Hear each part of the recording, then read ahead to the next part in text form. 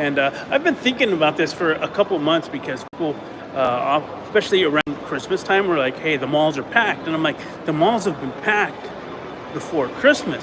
But I was just trying to kind of like figure out why some malls are doing well and some suck. A lot of them are just dying. And I'm kind of wondering because I go to several malls often, most frequently Broadway Plaza in Walnut Creek and Valley Fair in San Jose, where I'm at right now. And they're constantly packed, and had to wonder, like, why? But when I go to some malls, they're closing down. Like we went to the one in Southland Mall down by Hayward, and it was actually doing pretty well for a mall that has nothing to offer, honestly. Most of the stores are closed. A lot of small end, is it low end? Low end is the word. Retailers and such. But check it out. Where are we at in the mall? Here, I'm gonna go a little bit further. But if you take a look, quite a few people in here. Where I'm gonna go is a little bit more, a little busier. I'm kind of in like a slow part of the mall. Give me a second here. I'm gonna turn around, then you can look at it. You know, so you go in the mall. I mean, one, this is San Jose. It is Silicon Valley. It is a very wealthy area. And most of the places are pretty high-end consumer joints. I mean, you go to like here, a decent line. I don't even know what that is. Lady M, I think it's chocolate. You know, they got a Bloomingdale's. You know, but Polestar. Yeah. See, I'm going towards the center of the mall where you'll find more people. But, you know, multi-level. You know, you've got your Balenciaga and Chanel and Tiffany and stuff in this mall. So it's definitely catering to a higher-end crowd. And the same thing with Walnut Creek. Now, the thing that I was trying to figure out is where this disconnect is, because you have like Hilltop in Richmond, which at one point was an amazing mall. I swear to God, if you have a kid, you will never be able to do anything without getting a phone call or a text. I've gotten 3 texts and a phone call so far. And I've only been online for like 2.5, 3 minutes. They changed the mall. So we go in here. Where's my point? Oh, so you go in the malls, and you go to these malls, and they all have like a thing in common just before they die. One, they're kind of in areas where people don't have as much money. But then I was like, well, there's people coming. And what's the difference? And I'm like, why am I seeing these same people that I would see at Hilltop Mall or Southland or any other mall, honestly? And why am I seeing them here in San Jose? Well, it's because people want to go somewhere where they're going to spend money. And let's be honest, poor people will spend money on stuff that they don't need that's expensive. You know, how many poor people do you know have an iPhone, wearing Jordans, you know, driving a Mercedes? And, you know, I see homeless people with phones. They dress better than I do. So you got to kind of wonder what happens. And the thing that I've kind of noticed is, like, so before a mall closes, instead of trying to entice higher end retail, things that will actually bring people to the mall, they go roachy. When I say roachy, I'll give Hilltop as an example. I knew it was going down when they had a tattoo shop inside the store or inside the mall. And then at one point they actually had a liquor store. I'm like, yeah, when you have that type of stuff, you're gonna start inviting, people who honestly don't spend money. There was a plan just before the pandemic for Hilltop Mall to be bought by somebody else, and they were gonna, they had big plans of like they were gonna renovate it and build some housing as well, but also bring it up. They were gonna try and get like an Apple store and entertainment and stuff. But that's another part that I've noticed. When places like Hilltop, I use the Hilltop as an example because there was like the mall in the Bay Area for decades. It used to be a place to go. So when I was a kid, Hilltop had an ice rink. They had a pizza place with all the games and an arcade. It was a place to go. Movie theater. They had a drive-in and an indoor theater. All the shopping. They had Emporium, Capwell's, that's long dead. That died in the 80s. Macy's, Sears. And everyone keeps talking about how big retail is gone. But I'm like, not completely. People still want to go and touch things. So, maybe in the future we just have showrooms and then you go buy on Amazon. I don't know. Actually, Amazon used to have a really cool store on 4th Street in Berkeley. Where you can actually go and buy little stuff like iPhone chargers and weird stuff and batteries and just odds and ends, more like a gift store. So I was like, well, what's killing these malls? And it's and what's keeping them alive. And when I see this happen, when they bring in, there's a company, there's Bolero and there's another one, I don't remember. It's always a good sign, because that brings people. And then when you get rid of these, airbrush T-shirts,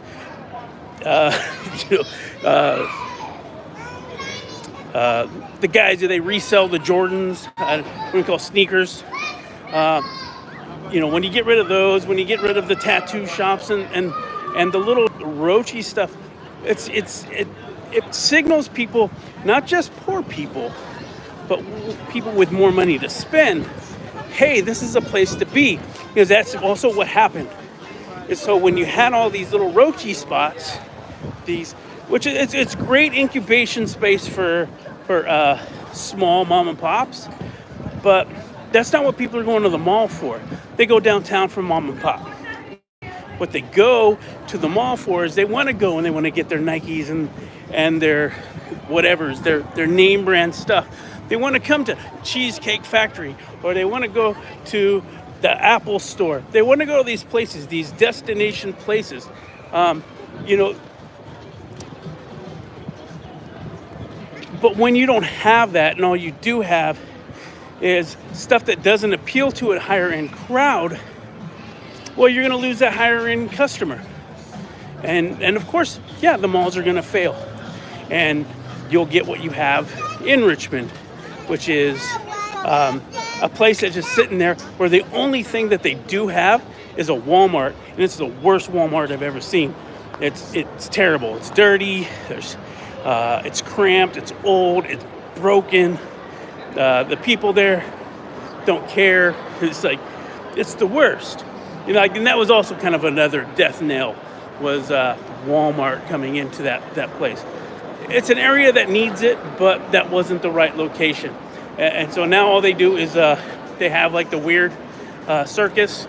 They have Walmart, and they have the Christmas tree lot. Anyways, I came back in the mall here. So I was trying to get away from a place that I knew was going to have a lot of music. But anyways, take a look. So you go in, it's happening in here. The movie theater closed down, but they're coming back. They actually got bought by Alamo Drafthouse. So they got a Macy's. So the Bolero's new. And it's video games. There's a bar. It's pretty good. What's today? Today's Saturday. So it's only about 6:30, I think. Sorry, lots of people. Um, and it's kind of happening. There's a good number of folks in here. I'm not gonna go in. It's loud and there's music playing. But here's the one thing that always gets me. This is a little ramen place. It only has a few tables, and the line is always like super long. It goes, I guess it ends there, because then another line for this other this other Chinese noodle place begins. It's really crazy. Is like there's these little food spots that are hot, and like the line is all day, and there's 20-30 people deep. That ramen place, sometimes that line is going all the way down, probably a couple hundred people deep. I'm like, I've never had ramen that was that good. I'm like, give me 25 cents, I'll just have my home ramen that comes in a little bag. And you get, for $3 you get a giant box. I've never had ramen that good that I would stand in line. But yeah, these are just some thoughts I had, when it comes to malls. I also think stuff like this 80s revival sort of media culture that we have, like 80s and 90s media or pop culture is new again. So the kids, like my son, for example, I mean, he looks like a 90s raver kid. Sometimes he's got like the big jeans, and who made those Jinko, and he's a skateboarder, so he's wearing a lot of the stuff that we were wearing, Cortezes and that Vans and those sorts of things. But when what's the kids show, Stranger Things, that was a big deal. He's like, were malls really like that in the 80s? Not quite, but similar. The mall was a place to hang out and do stuff. You're going there to pick up girls or boys, whatever your thing is. Shopping, entertainment. It was just a place to go and hang out. And you get a lot of the same here. So now I'm in the center. So you got families. I think I've zoomed in too much. Get quite a few people in there. It's a lot of folks. A few folks upstairs. But yeah. But you still got the stuff. You got people who just come to hang out. We'll go upstairs, see what's up there. It's like, but it's still like a spot, and it's nice, it's well kept. The food court's pretty decent. I come out here for work all the time, so I'm here a lot. Let's go back upstairs. A lot of young people. There's still places to go. Place to go, take a date. Place to come with the family, get some shopping done. A lot of tourists come out here, which is one of the things I'm like, why doesn't the Galleria down in downtown San Francisco, why did that close? Well, it's half actually open. The main part is kind of dead. I thought it was all gone, and when we went over Christmas, and it was pretty packed on the one side where there was actually like Bloomingdale's, and there were a few food spots still open. And that place could come back just like that, with smart management and keeping the crime down. San Francisco's got a group of guys. The best thing I could kind of compare it to were the old school Guardian Angels in New York, where there's these guys on the street. They're not police. They're like this other thing, like this nonprofit outreach group, and they're kind of keeping the homeless people out of the way. Like, you can't just camp out. They're doing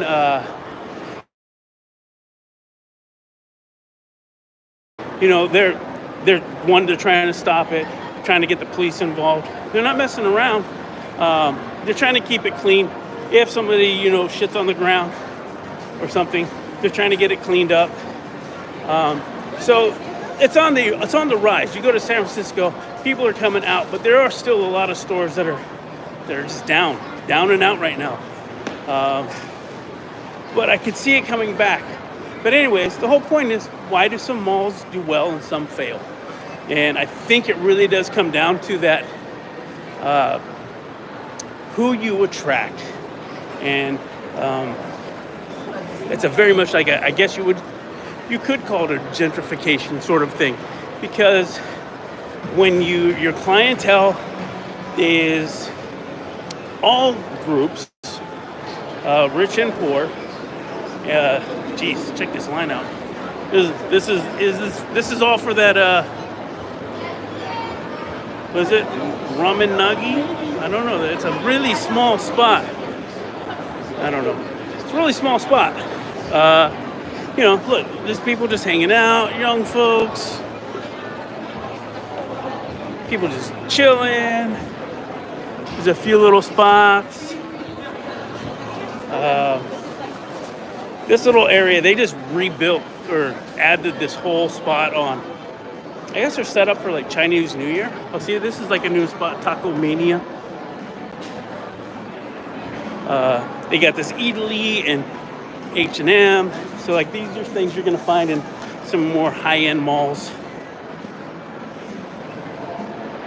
I guess they got like some great big game show. I don't know what that is. Anyways, there's a lot of really cool stuff here. It keeps you occupied. There's some video game spots where you can actually go in, like your VR stuff. You know, they got typical stuff, Apple stores. So these are what you're finding in places like Walnut Creek. And while we say that these are rich neighborhoods, I said, but all the people from Oakland and San Leandro and Richmond, they're coming to these places because they don't have it in their neighborhood. Even San Francisco's probably having to come out here because San Francisco doesn't have it anymore. It's down here in San Jose or in Walnut Creek, out in the suburbs. I would call this more suburbs. This isn't quite, you know, downtown San Jose. It's a little bit of ways. But yeah, so when your whole clientele is just the poor people in your area, yeah, you're serving your community, but you're doing yourself a disservice because you're shying everybody else away. Yeah, you're shooing them away. You're saying, hey, we don't want your business. I'm like, that's the dumbest thing I've ever heard. You know, I think you can mix it up and give people like these little small homey stores where it's, you know, family owned, but you also still need that national footprint. You know, those big name guys who are going to come in and lift up the overall product. I don't know. I think malls could make a comeback, and I think some of these ones that have shut down, there's still a big service that they could provide to communities around them without alienating one side or the other. Anyways, just some thoughts that I've gone on for almost 20 minutes about. But hey, if you guys ever come down here, it's a cool mall. Right around Christmas time, they actually go huge here. They'll have like all these little pop-ups and stuff. They'll have performances, and not just, you know, just like a bunch of kids doing stuff, but like they had like artsy, like I don't know what you want to call it. Like I remember there was one girl. She looked like kind of like she was a music box, because she was doing like ballet type poses, and it was spinning. Anyways, it was really cool. And then, you know, they have some music and Christmas stuff. Yeah.